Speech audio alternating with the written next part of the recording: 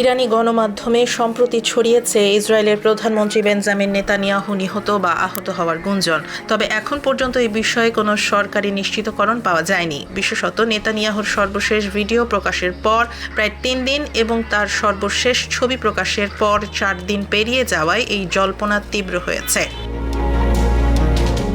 নেতানিয়াহুর ব্যক্তিগত চ্যানেলে নিয়মিতভাবে প্রতিদিন অন্তত একটি ভিডিও, কখনো কখনো 2-3টি ভিডিও প্রকাশ হতো, কিন্তু গত 3 দিনে কোনো ভিডিও প্রকাশ না হওয়ায় বিষয়টি আলোচনার কেন্দ্রবিন্দুতে পরিণত হয়েছে। একই সঙ্গে কয়েকটি হিব্রু সূত্র জানিয়েছে 8 মার্চ তার বাসভবনের চারপাশে নিরাপত্তা জোরদার করা হয়েছে। বিশেষ করে সম্ভাব্য আত্মঘাতী ড্রোন হামলা ঠেকানোর জন্য অতিরিক্ত ব্যবস্থা নেওয়া হয়েছে।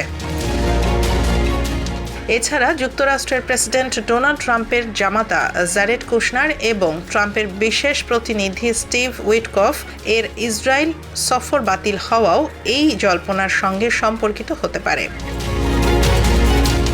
ফ্রান্সের প্রেসিডেন্ট ইমানুয়েল ম্যাক্রোর সঙ্গে নেতানিয়াহুর ফোন আলাপের লিখিত বিবরণ প্রকাশিত হলেও নির্দিষ্ট তারিখ উল্লেখ করা হয়নি। তবে সব তথ্যের ভিত্তিতে ছড়ানো গুজব এখনও কোনো সরকারি সূত্রে নিশ্চিত হয়নি। ইসরায়েল ও আন্তর্জাতিক সম্প্রদায়ের নজর এখন নেতানিয়াহুর পরবর্তী প্রকাশ্য উপস্থিতি ও আনুষ্ঠানিক ঘোষণার ওপর।